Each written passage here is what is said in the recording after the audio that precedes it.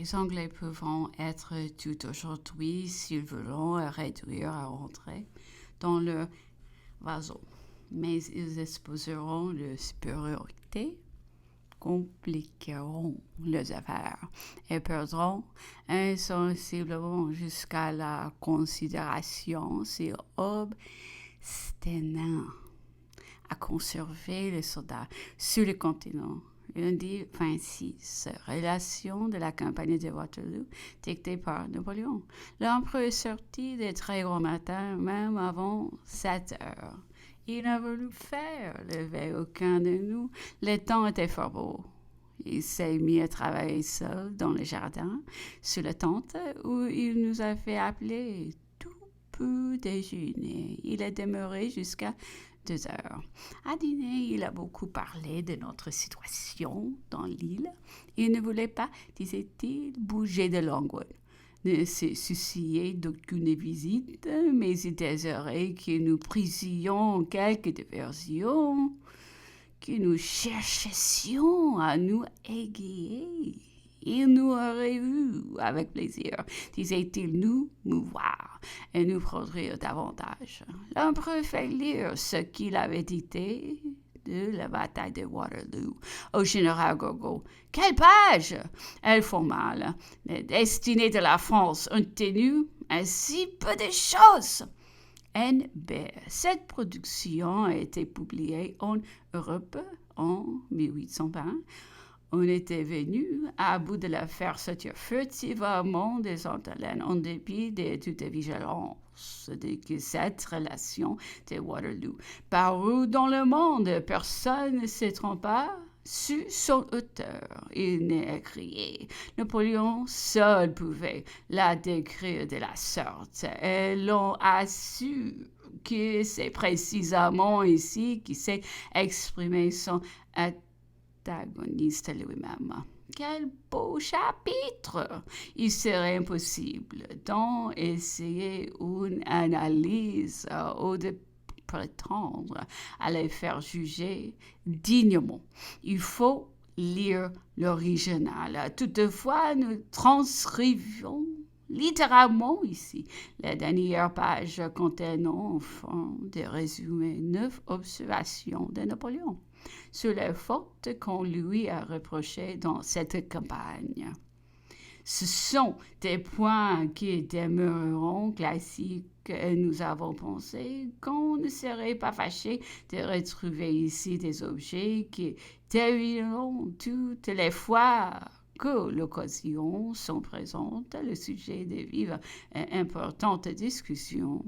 Nous ferons précéder ces observations du jeu de la dictée de Napoléon, du tableau des ressources qui restaient encore à la France après la perte de la bataille. La position de la France était critique après la bataille de Waterloo, mais non désespérée. Tout avait été préparé dans l'hypothèse qu'on échoua dans l'attaque de la Belgique. C'est en 1000 hommes étaient alliés le 27 entre Paris et Lyon. 25 à 30 000 hommes, y compris les dépôts de la garde, étaient en marche de Paris et des dépôts. Le général Rapp, avec 25 000 hommes de troupes d'élite, devait être arrivé dans le premier jour de juillet sur la Marne. Toutes les pertes du matériel de l'artillerie étaient réparées. Paris seul contenait 500 pièces de canon de campagne et on en avait perdu que 107 ans.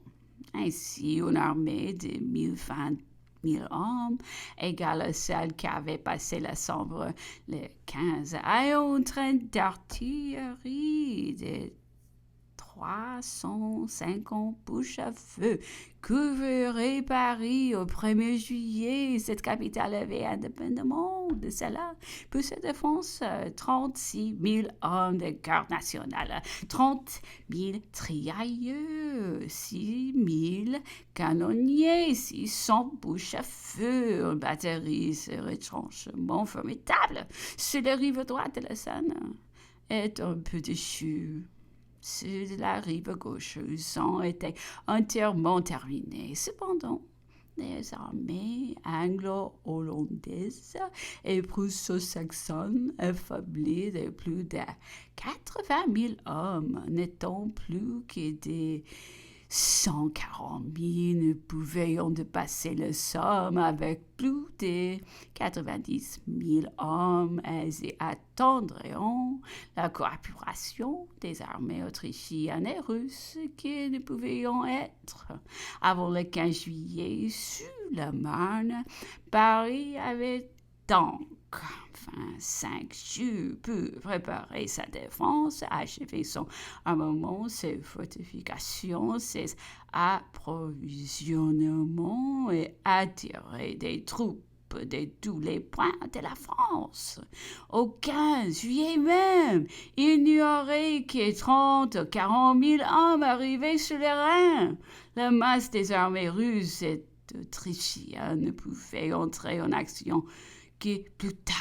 Ni les armes, ni les munitions, ni les officiers de Maquillon dans la capitale. On pouvait porter facilement les tireurs de 80 000 hommes et augmenter l'artillerie de campagne jusqu'à 600 bouches à feu.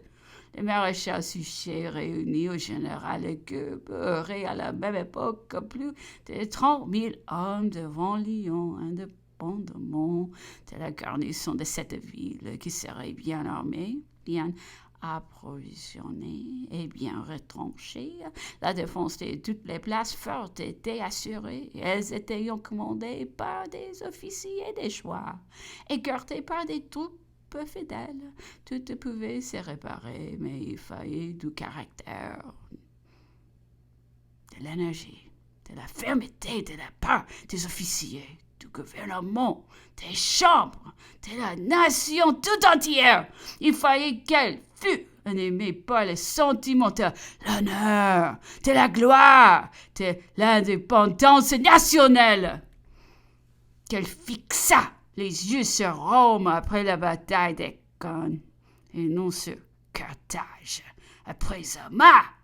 Si la France s'élevait à cette hauteur, il était invincible. Son peuple contenait plus d'éléments militaires qu'aucun autre peuple du monde. Les matériaux de la guerre étaient en abondance et pouvaient suffire à tous les besoins.